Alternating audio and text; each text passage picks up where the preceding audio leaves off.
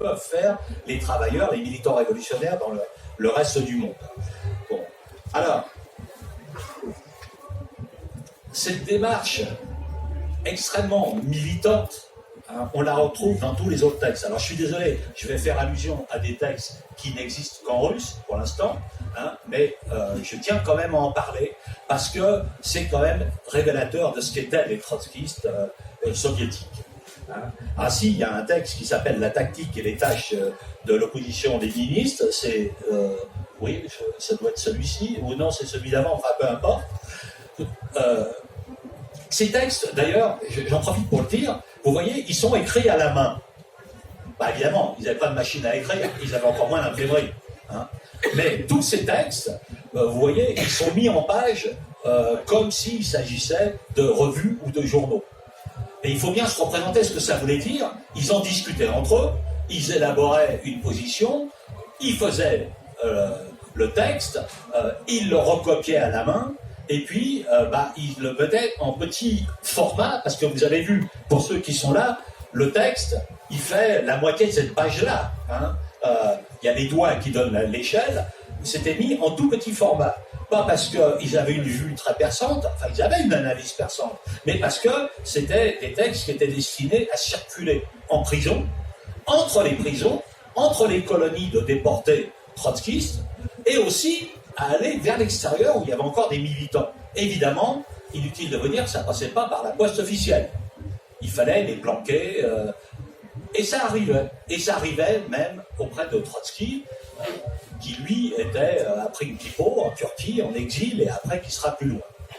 Bon, et dans le texte que j'ai cité, La tactique et les tâches de l'opposition léniniste, eh bien, il traite évidemment de ce que l'opposition de gauche, comme s'appelaient les trotskistes depuis 1923 en Russie, l'opposition de gauche léniniste bolchevique, bolchevique-léniniste, eh bien, il se demande qu'est-ce que les trotskistes, enfin les bolcheviques-léninistes, donc soviétiques, ont à transmettre et que eux seuls peuvent transmettre aux militants révolutionnaires qui sont à l'étranger.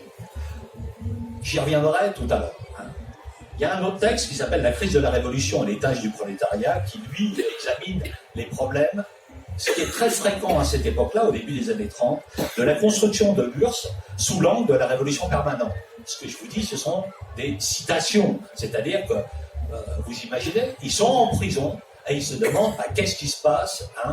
Bon, d'accord, la bureaucratie, elle a vaincu pour l'instant, elle nous a vaincus, mais les problèmes de notre État, de l'État qui est issu de la Révolution d'octobre, quels sont-ils? Comment est-ce qu'on peut les résoudre? Et comment seule, en fait, une révolution permanente, hein, et l'analyse de Marx de la révolution permanente, reprise par Trotsky, contre Staline, qui lui disait non, on peut faire le socialisme dans un seul pays. Bon, comment est-ce que ça peut nous aider? Comment est-ce qu'on peut lutter pour réformer la société, comme il disait à l'époque les trotskistes, c'est-à-dire pour virer la bureaucratie, hein, et pour débarrasser de cette gangrène la face de la société soviétique.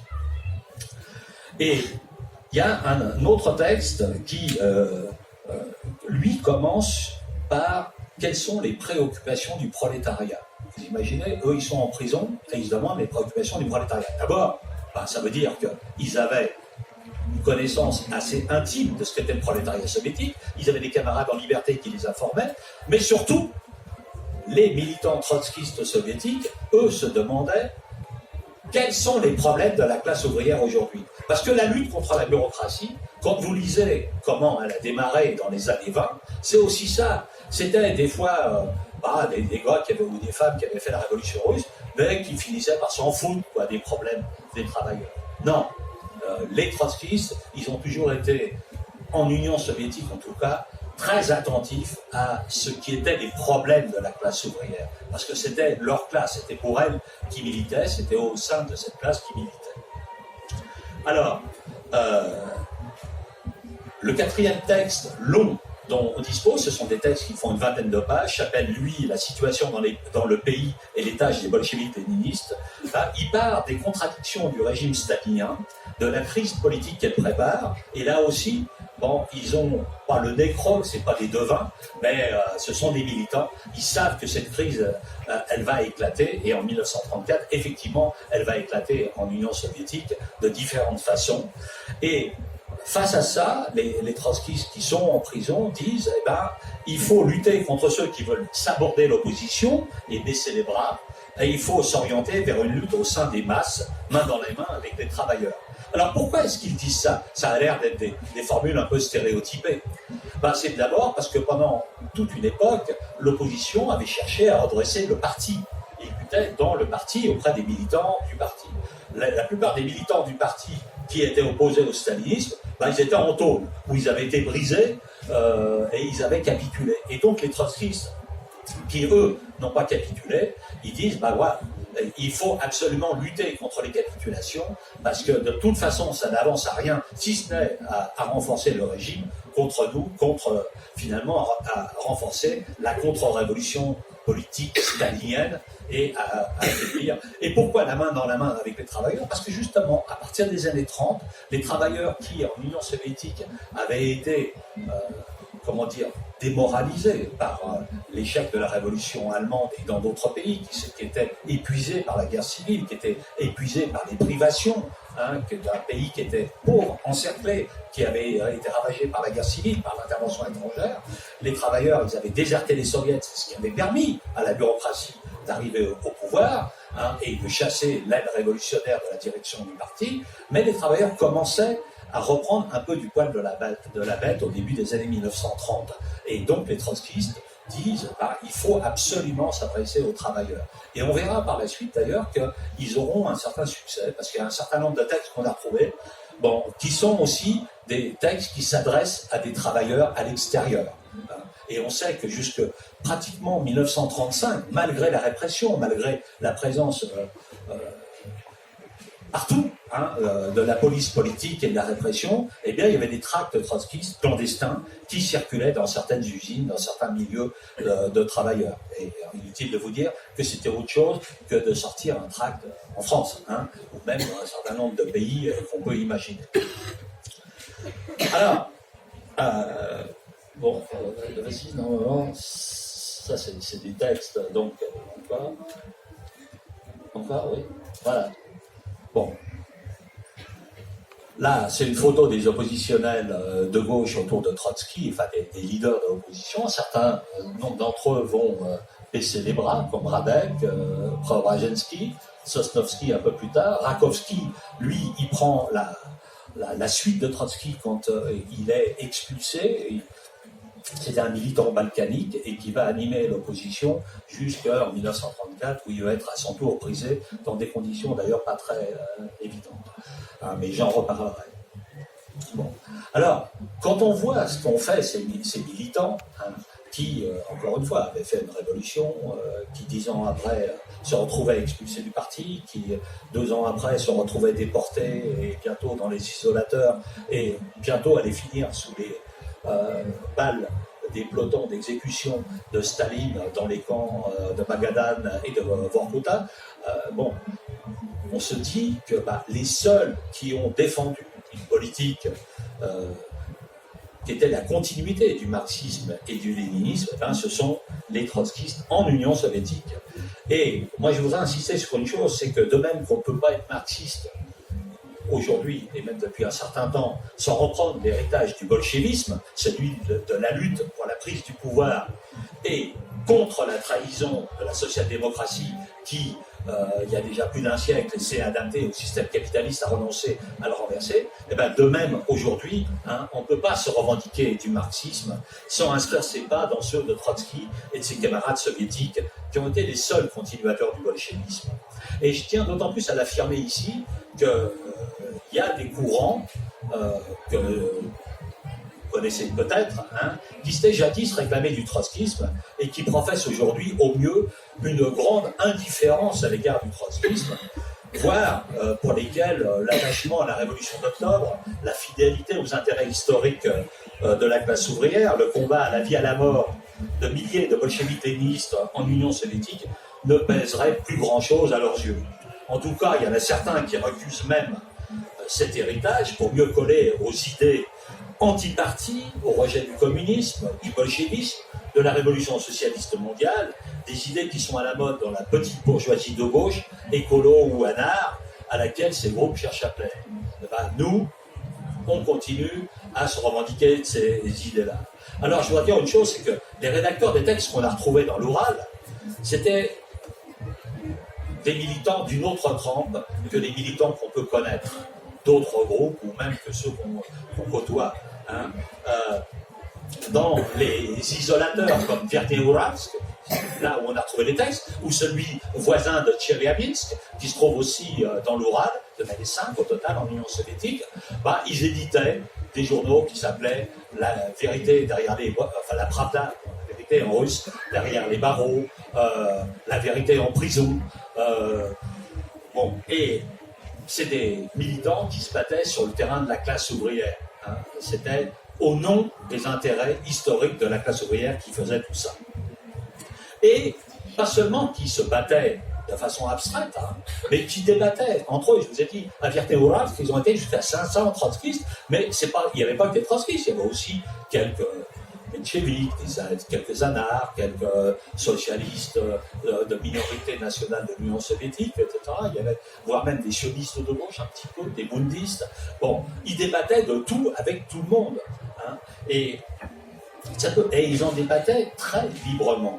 Il y a certains textes qu'on a retrouvés qui sont d'ailleurs pas spécialement des textes de discussion, mais qui sont des textes d'exposés, j'ai envie de dire, comme on aimerait bien les faire à la fête de lutte ouvrière, hein, qui traitaient de sujets historiques, qui étaient en fait des cours qu'ils faisaient pour leurs propres camarades qui n'avaient pas eu la chance de faire des études ou qui voulaient se perfectionner dans un domaine. Et ils discutaient de tout ça dans la plus grande liberté de ton, puisqu'on sait que même parmi les trotskistes, il y avait des journaux de tendances différentes qui polémiquaient entre eux quand ils n'étaient pas d'accord sur quelque chose.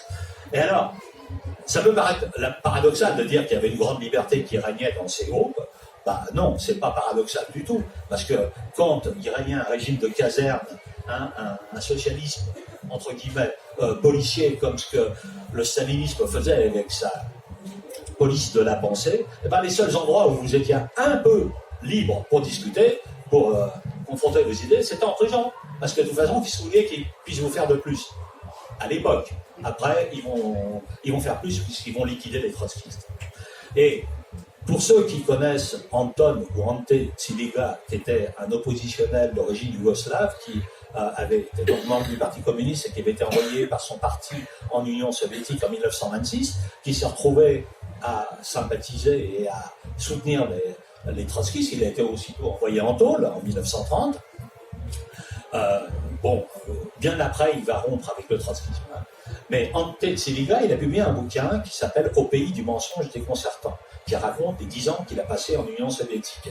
Et dans ce bouquin, il faut lire sa stupeur quand il arrive à Verteuravsk. Il a été pendant 6 mois entre les pattes du GPU, qui cherchait à lui faire avouer toute une série de choses. Puis finalement, il craque pas, il l'envoie en isolateur. De toute façon, ce type-là, on ne pourra rien en faire. Et dès qu'il arrive, il rencontre d'autres trotskistes, et qu'est-ce qu'ils font? Pof, ils lui remettent un paquet de journaux.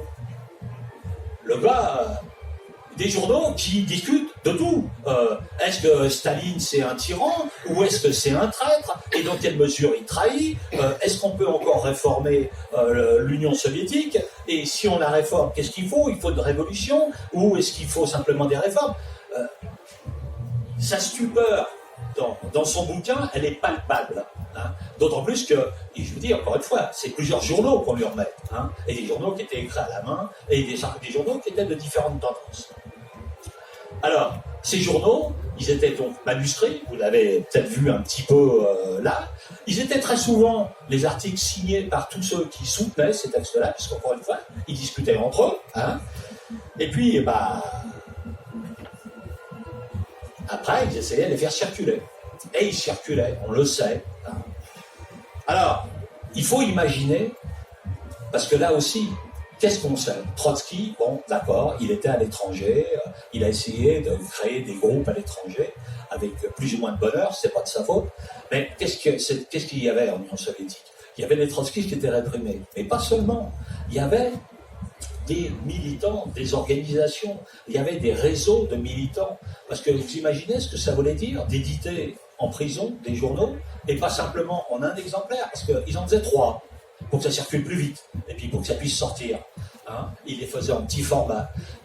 Les débats, les réunions de comités de rédaction pourraient faire ça, alors même qu'ils n'avaient pas droit de discuter à plus de 2 pendant la promenade quotidienne.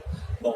Et puis, ce que ça voulait dire comme réseau de sympathie active, de militants clandestins à l'extérieur, pour que ces journaux sortent de prison, hein, ils sortaient, et pour qu'ils circulent dans le pays, et même qu'ils traversent des milliers de kilomètres et plusieurs frontières pour arriver à Trotsky. Et certains de ces articles, d'ailleurs, ont été publiés dans le journal que Trotsky et son fils Léon Sedov, qui avait été expulsé avec lui, publiaient en Occident, qui s'appelait le Bulletin de l'opposition de gauche bolchevique-léniniste, qui était en russe, et qui lui-même, ce journal, était édité parfois en tout petit exemplaire de cette taille-là pour pénétrer en Union soviétique et revenir chez les camarades de Trotsky. Et on sait que jusqu'en 1934-35, des exemplaires du bulletin de l'opposition de gauche sont rentrés en Union soviétique. Donc, là aussi, si vous voulez, on manquait d'informations jusqu'à maintenant sur ce que faisaient les trotskistes en Union soviétique. On savait qu'ils étaient des milliers, hein, qu'ils avaient été environ 12 000 au moment de leur expulsion du parti en 1927, lors du congrès où Staline expulse les oppositionnels trotskistes. Mais comment ensuite ils s'étaient organisés, on avait peu de détails. Il y a quelques bouquins qui racontaient certaines choses, mais on avait peu de détails. Là, si vous voulez, on est forcé de se poser des questions. Parce que c'est pas, encore une fois, parce qu'ils étaient dingues, qu'ils écrivaient des trucs que parfois il aurait fallu une loupe pour pouvoir les lire. Et d'ailleurs, c'est un des problèmes pour les traducteurs, c'est que, bon, il y a beaucoup d'abréviations, parce qu'il faut faire bref, hein, mais des abréviations 85 ans après, c'est pas si simple que ça après, pour savoir ce que ça peut vouloir dire. C'était évident pour les lecteurs de l'époque, ça l'est moins maintenant. Bon, oui. Voilà. Et ce que ces textes nous montrent, c'est une organisation, hein, une organisation trotskiste qui existait, de milliers de trotskistes qui existaient. De plus en plus, ils vont être derrière les barreaux. Mais il y en a encore qui étaient des clandestins. En particulier, il y a un gars qui s'appelle Dingelstedt, qui est emprisonné en 1933 à Verkhneyuralsk et qui était resté pendant 1 an, clandestin à Moscou, à militer et à être un des pivots de l'opposition de gauche, avant de se faire piquer, évidemment, parce que la plupart se sont fait piquer. Bon, alors, sur ce que faisaient les trotskistes en Occident, nous, on pouvait un peu savoir, hein, en tous les cas, ce qu'écrivait Trotsky. Parce que les textes de Trotsky, on y avait accès. Enfin, quand on souhaitait en prendre connaissance, ce qui n'était pas le cas de tout le monde, et qu'on voulait essayer de comprendre. Bon, on avait aussi une lettre qui avait été écrite par Rakovsky, donc je redis, hein, qui était un des dirigeants de l'opposition de gauche, et qui avait pris la suite de Trotsky en 1929, quand Trotsky est expulsé, une lettre qu'il avait écrite quelques mois plus tôt à un autre trotskiste, déporté aussi, comme lui, parce qu'ils étaient déportés à 1500 km de distance l'un de l'autre, là aussi par une poste qui était plus militante qu'officielle. Et cette lettre est connue sous le nom « Les dangers professionnels du pouvoir ». C'était la première fois qu'on avait une analyse marxiste de la dégénérescence de l'État ouvrier. Parce que jusqu'à la révolution russe, et même jusque dans les années 20, les marxistes n'avaient jamais imaginé ce qui se passait en URSS. Ils avaient imaginé, ce qui n'était pas trop difficile, une révolution ouvrière écrasée, ça on en avait des exemples. Ils avaient vu ce qu'était une révolution victorieuse, mais qu'une révolution victorieuse puisse dégénérer de l'intérieur, ça, c'est un phénomène nouveau. Et le premier qui va l'analyser, c'est Christian Rakovsky, dans sa lettre à son camarade Valentinov d'avril 1928. Ça a été traduit, retraduit, nous l'avons réédité, nous, à Lutte ouvrière, là vous verrez, il y en a quelques exemples, j'en profite pour faire un peu de pub, hein, c'est un petit bijou d'analyse, et en tous les cas, Trotsky disait tout le bien qu'il pensait de cette lettre. Et je tiens encore une fois à le dire, cette lettre qu'il avait envoyée à Valentinov, il y avait des copies qui circulaient dans tous les coins de l'Union soviétique, en liberté, comme dans les coins de déportation et de prison. Ça nourrissait la réflexion des militants, parce qu'ils n'écrivaient pas pour écrire, ils écrivaient pour d'autres militants, et pour affiner leur point de vue, et pour affiner la façon de militer de ceux qui en avaient encore la possibilité en étant à l'air libre. Alors, un certain nombre de textes aussi ont été envoyés par des trotskistes qui étaient détenus, déportés à Trotsky. Ça s'est allé jusque dans le bulletin de l'opposition de gauche, ça a été publié. Il y avait d'autres lettres que Trotsky avait reçues aussi par des canaux militants, clandestins, conspiratifs, et qu'il n'avait pas publié parce qu'il avait peur, à juste titre, que ça compromette des relais, des gens encore en liberté qui avaient aidé, ou même que ça soit imputé à crime aux auteurs, et qui ont été publiés il y a une quinzaine d'années, en particulier sur leur site marxiste.org. Je recommande à ceux que ça intéresse de lire ce que c'est les lettres à Trotsky de l'époque, parce qu'on voit ce que c'était ces militants qui en prenaient, excusez-moi, plein la gueule, mais qui tenaient debout, qui continuaient à militer jusqu'à leur dernier souffle et qui continuaient à défendre le drapeau de la Révolution d'octobre. Bon, on avait aussi des témoignages, j'ai parlé, de celui d'Ante Tsiliga, on avait celui de Victor Serge, on avait aussi Victor Serge, Mémoire d'un révolutionnaire, un certain nombre de romans qu'il a édités, parce que Ante Tsiliga et Victor Serge, ils avaient rejoint les trotskistes, mais ils avaient un avantage, si on peut dire, c'est qu'ils avaient un passeport étranger. Et puis, ils étaient connus à l'étranger. Alors, il y a eu des campagnes de soutien à leur adresse, et le stalinisme, qui était encore à se demander ce qu'il allait faire de ces gens-là, les a laissés sortir. Et évidemment, ils ont publié, heureusement, un certain nombre de choses qui nous sont bien utiles aujourd'hui. Il y a aussi un autre texte d'un militant, son pseudonyme c'était Tarov, c'était un militant arménien qui avait été lui aussi emprisonné à Vertehoraz. Parce que Vertehoraz, là on a trouvé tous ces textes, c'était la concentration de ce qu'il y avait pratiquement comme militants les plus compétents du mouvement trotskiste, du parti trotskiste de fait, qui existait en Union soviétique. Et Tarov, lui, il s'est enfui de l'Union soviétique, il a traversé la frontière clandestinement, il a fait des milliers de kilomètres à pied, il est passé par l'Iran, etc. Et puis, il est venu en Occident, en Europe, où il a recontacté les trotskistes, parce que lui, à la différence de Tsiliga, qui avait déjà rompu avec le trotskisme, ou Victor Serge, qui va le faire petit à petit, lui, il est resté trotskiste, et il a publié une adresse au prolétariat mondial, qui a été publiée dans le bulletin d'opposition de gauche, en 1938, parce qu'ils ont été libérés, ou ils se sont enfuis pratiquement à la même période, 35, 36, 37. Et c'était le dernier moment où c'était possible. Après, Staline liquide systématiquement tous les trotskistes. Voilà. Mais enfin, donc, hormis ces quelques lettres, hormis ces témoignages, ces livres on n'avait pas grand-chose. Et il y en a très peu qui ont survécu. Ils peuvent presque se compter sur les doigts d'une main. Bon, et les écrits qu'ils avaient pu laisser, le GPU les avait confisqués, et les avait généralement détruits, bien sûr. Alors, après l'implosion de l'Union soviétique fin 1991, les choses ont un peu changé, avec l'ouverture partielle des archives du parti et de la police politique. On a pu éditer Trotsky en Russie, et il y a plus de textes de Trotsky en Russie édités qu'il y en a en France, en Angleterre, aux États-Unis réunis. On a édité les archives de l'opposition de gauche de 1923-1927. C'est passionnant justement sur la façon dont les trotskistes militaient. Il y a des historiens qui ont publié des essais ou des bouquins sur l'histoire de l'opposition de gauche.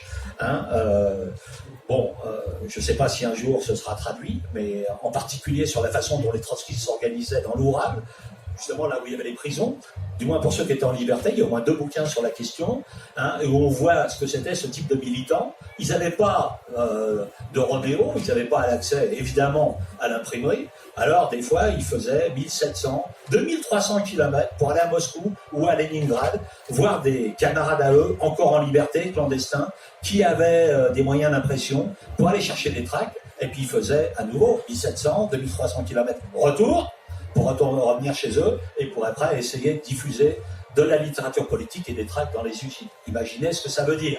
Hein, c'est un peu autre chose que de devoir le matin se lever pour aller distribuer quelques tracts à la porte d'une usine ou d'une entreprise ici.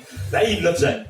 Et c'est parce qu'ils le faisaient qu'ils ont, et qu'ils vont réussir aussi, ces militants, hein, à convaincre un certain nombre de gens de les rejoindre. Alors, ceux qui vont les rejoindre, malheureusement, ça va être souvent les rejoindre en prison, dans les camps et dans la mort, mais à partir des années 1934-35, les trotskistes qui avaient perdu beaucoup de monde, en particulier avec les capitulations, vont avoir beaucoup de gens chez eux, auprès d'eux. Bon, alors, j'ai été assez long. Je voudrais dire quand même qu'effectivement, il y avait en Europe de l'Ouest, et en France en particulier, des historiens proches du trotskisme ou trotskistes qui ont édité un certain nombre de choses très intéressantes sur ce qu'étaient les bolcheviks et les bolcheviks léninistes, parce que les bolcheviks et les bolcheviks léninistes, c'est la même chose, si vous voulez. Hein. Les bolcheviks léninistes, les trotskistes, c'est la prolongation du combat du bolchevisme.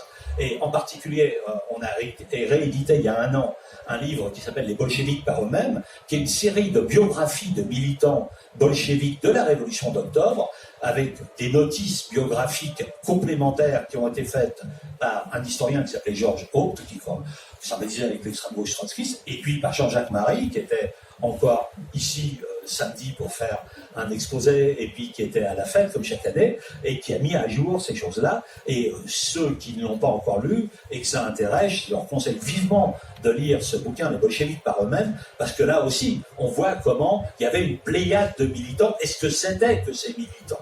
Hein.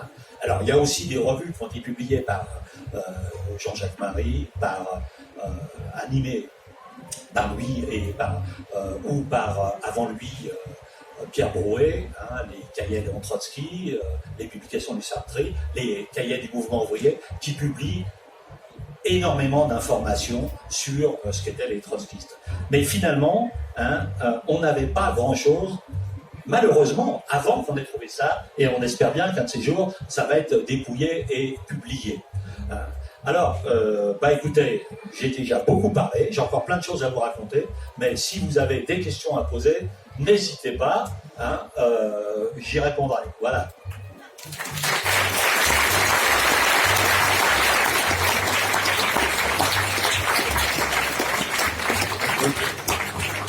Bonjour, merci pour cet exposé. Moi, je fais mon mémoire sur ces brochures, et donc j'ai eu accès à Tactique, étage du prolétariat et à la situation internationale et tout. En fait, il n'y avait pas 500 trotskistes. J'ai fait le décompte, j'ai fait en fait la liste de tous les trotskistes, de toutes les personnes isolateurs qui sont possibles dans les sources. En fait, on peut compter à 400 le nombre de personnes qui sont détenues dans l'isolateur. Mais il y a 180, on va dire bolcheviques-léninistes, tout en se confondus, avec qui monte en fait d'abord de 40 à partir de 29 jusqu'à à ce moment-là 32, on va dire à 180. En fait, ils se divisent en 3 tendances. Le collectif bolchevique-léniniste se divise en 3 tendances. La tendance droite, la tendance gauche et une tendance centre. Les textes qu'on a, par exemple le texte Le coup d'État en Allemagne, c'est écrit par la fraction du centre, par Nevelson, par Papermeister et par Bodrov, qui sont le centre. La droite, elle, celle dont à mon avis on doit être le plus proche nous actuellement, parce qu'on les relit, Stopalov, Dingelstedt, Yakovine, c'est vraiment la direction, enfin on peut dire que c'est la jeune direction de l'opposition de gauche à ce moment-là, puisque les vieux sont soit déportés, soit en exil comme Trotsky. Donc c'est eux qui sont dans l'isolateur, et c'est eux qui éditent notamment Tactique, étage de l'opposition de gauche. En fait, ce texte, c'est un cahier, c'est le 9e cahier, qui fait partie d'un ensemble de cahiers qui est contenu comme un tout, qui s'appelle La crise de la Révolution. Et comme c'est le texte qui est le plus facile à lire, c'est pour ça qu'il a été publié sur un site russe. Mais c'est moi qui je l'ai fait traduire pour mon mémoire, et donc j'ai pu y avoir accès. Par contre, la situation dans le pays, c'est un exemplaire du bolchevique 2006. En fait, si on lit là sur le cahier, sur l'image là, que tu peux remettre si tu veux, en fait sur l'image, on voit que c'est marqué les éditions d'État de Moscou.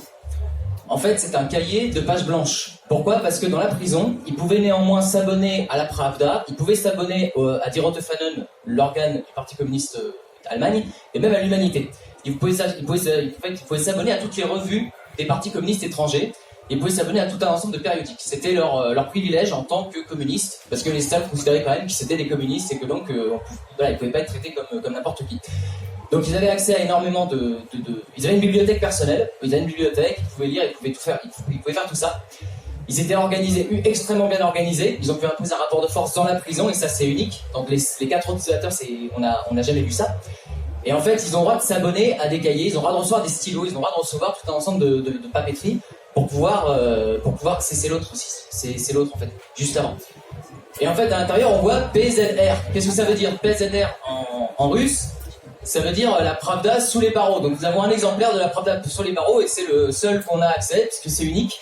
C'est la première fois que ces documents sont découverts. On avait réussi en 1930 à avoir deux documents qui a été sortis par Dingelstedt, qui a été envoyé à Trotsky, qui a été publié dans le bulletin de l'opposition de gauche en 1930, qui s'appelle du 15e congrès au 16e congrès du Parti communiste, et un autre texte qui est en fait un texte de Yakovine et de Stopalov sur la situation dans l'isolateur de Werner-Hals. C'est le seul texte que nous avons, depuis avant ça, on avait que ce texte qui avait été édité dans l'opposition de gauche, qui avait accès à l'ensemble qui racontait en fait la vie et les débats à l'intérieur. Et c'est tout ce qu'on avait. Et en fait, en 1930, c'est le dernier moment où il y avait une liaison entre Trotsky et l'isolateur. Par contre, ces textes, en fait, 31-33, c'est fini. Les relations sont coupées. Donc en fait, ces textes n'ont jamais pu sortir. Et c'est pour ça qu'ils ont dû être en fait enterrés cachés dans le plancher. Voilà, j'arrête là. Merci.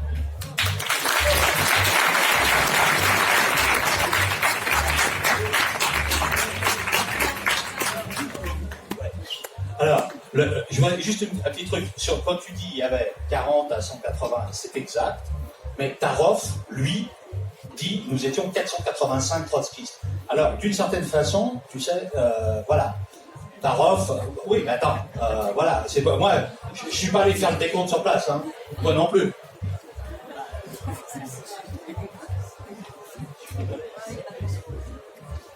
Non, moi, je voulais juste savoir si tous les textes retrouvés étaient datés. Porter une date et où ils étaient conservés maintenant depuis leur découverte sous le plancher de la prison. Alors tous les textes ne sont pas datés, mais beaucoup le sont parce que quand vous voyez numéro 3 là, de la revue bolchevique léniniste, c'est marqué que c'est de août 1933. Bon, en général, ils datent. Il y a des textes qui ne le sont pas. Où ils sont? Alors, il y en a une partie qui ont été publiés par une université, qui est l'université de Tcheliabinsk, par un historien, un des 4 historiens qui s'occupent de ça, qui est sympathisant trotskiste, faut le dire, c'est pas un secret même là-bas, mais la police, le MVD, le ministère des Affaires intérieures, a saisi tous les textes. Ils sont des queues réflexes, qu'est-ce que vous voulez, hein, ils ne se refont pas, mais aussi il y a une loi qui autorise à mettre sous le boisseau et à interdire de publication tout texte qui apporte des informations sensibles sur les méthodes de la police, des agents opérationnels de la police, ou qui les met en danger. Et c'est eux qui apprécient. Bon, alors officiellement, ils ont promis de remettre aux historiens russes les textes, mais pour l'instant, ce n'est pas encore le cas. Alors, les historiens en question espèrent que d'ici mi-2020, 7-8 mois, ils pourront faire une présentation de ces textes, parce que là aussi, il y a quand même un petit problème. Hein. Il y a plein d'abréviations, vous savez. Et il y a aussi des questions de contexte. Le camarade dit les tendances de gauche, de droite, du centre, ça a beaucoup cours chez les historiens. Maintenant, c'était pas comme ça qui s'analysait et qui se présentaient les trotskistes. Mais peu importe, c'est une classification qui vaut ce qu'elle vaut. On aurait quand même besoin qu'il y ait des spécialistes et des spécialistes russes d'un certain nombre de choses, et qui sont bienveillants à l'égard du trotskisme, parce qu'il y a des historiens qui sont violemment anti-trotskistes, parce que anti-communistes, anti-bolcheviques en Russie, que donc il y ait une présentation qui soit faite avec des commentaires scientifiques, une édition scientifique, si on veut. Voilà, hein, parce que les traductions, c'est pas évident. Il est question aussi toute une série de choses et de, comment dire, d'idées sur lesquelles à propos desquelles on manque de référents aujourd'hui. Hein. Bon, voilà. C'est un gros boulot. Alors, il y a qui est-ce qui a levé la main encore? Voilà. Tiens. Bonjour. Merci pour cet exposé, puis merci à tous ceux qui travaillent sur ces sujets-là, qui sont arrivés à déterrer ces textes, et notamment le texte sur l'Allemagne que j'ai lu là sur marxiste.org, qui est vraiment remarquable. Moi, ma question, c'est sur la manière dont ces militants communistes d'opposition se ressentaient à l'époque et se désignaient eux-mêmes, parce qu'on sait que la vie du parti bolchevique, ça a été une vie marquée par des débats très nombreux et par des différentes périodes marquées par différentes oppositions. Dès les premières années avec l'opposition ouvrière, les centralistes démocratiques, Trotsky autour de Cours Nouveau, puis à la fin des années 20, c'est d'autres questions qui se posent et d'autres lignes de clivage. J'imagine que dans les isolateurs, ces militants-là, qui se considéraient comme des militants communistes, considéraient certes Trotsky comme un camarade éminent qui portait le drapeau de la lutte contre la bureaucratie et la contre-révolution qui avait pris le pouvoir dans le parti, mais est-ce qu'ils se désignaient eux-mêmes comme trotskistes? Et est-ce que c'est pas simplifier un peu la vie de cette opposition? Je pense à des communistes comme Smirnov, par exemple, qui a jamais capitulé devant la bureaucratie, mais qui se retrouvait pas nécessairement dans toutes les thèses du camarade Trotsky. Donc, est-ce qu'il n'y a pas eu une vie plus simple que simplement la naissance d'un courant qui aurait un point de vue unique, même sur la caractérisation de l'URSS, sur la caractérisation de la guerre, de la manière dont on appréhendait les événements en Allemagne, en Europe, de la guerre qui arrivait, etc. Voilà. Bon, alors, il nous reste exactement 3 minutes, je suis désolé, hein, parce qu'on arrête à moins 5, puisqu'il va y avoir l'intervention de Nathalie Arthaud. Je voudrais dire une chose, c'est qu'on pourra continuer la discussion plus tard. Hein. On a aussi ici sur la table 2 petits bouquins qui ont été publiés sur l'histoire des trotskistes en Union soviétique, un article qu'on a publié dans Lutte de classe sur les textes et la lettre de Rakovsky qu'on a retraduite avec une représentation sur ce qui était Valentinov. Bon, sur ce que tu dis, bien sûr, hein, il y avait une vie très riche, mais le problème, si tu veux, Smirnov, il avait quand même capitulé.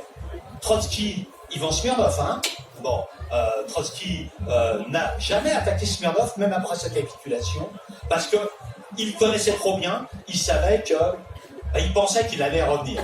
Il faisait le pari qu'il allait revenir. Et effectivement, Ivan Smirnov, il va revenir. Et là aussi, je veux dire que le fait que les trotskistes, alors, ils se disaient ou ils se disaient pas trotskistes, dans les lettres, on voit la façon à la fois très respectueuse, très affectueuse aussi, même d'ailleurs, hein, disons, de s'adresser à Trotsky. Bon, c'était quand même quelque chose. Bon, c'est ceux qui ont tenu le coup. Il y en a d'autres il y a eu d'autres oppositions, mais la plupart des autres oppositions, elles ont disparu. Elles se sont évanouies. Quand tu vois les correspondances, ce qu'il peut y en avoir, ou ceux qui ont survécu, qui ont échappé à l'Ouest, réussi à aller à l'Ouest, eh ben, les décistes, etc., il n'y en avait plus. Et quand il y en avait à Vorkuta, à Magadan, souvent, eh ben, ils rejoignaient les trotskistes dans la bagarre, bon, ultime, les grèves de la faim, les choses comme ça. Voilà. Alors, c'est très court, très sommaire ce que je dis, mais c'est... oui, les trotskistes, ils ont réussi par leur opiniâtreté et par le fait qu'ils avaient réussi, toutes tendances confondues, puisqu'il y a eu différentes tendances, à attirer à eux, y compris des capitulards qui sont revenus, et aussi des gens d'autres tendances qui ont vu que c'était les seuls à avoir tenu le coup. Bon, ben voilà, c'est comme ça. Et nous, eh ben, on reprend leur héritage, parce qu'on n'en a pas d'autres. Hein. Et puis, quand on voit ce qu'ils ont fait, bon, on dit chapeau. Hein. Je ne sais pas si on aurait été capable de faire le 10e de ce qu'ils ont fait. Et s'ils ont fait ça, c'est aussi grâce à ça qu'on est là. Bon, voilà. Alors, je suis désolé. Encore une fois, on est obligé de terminer. Bon.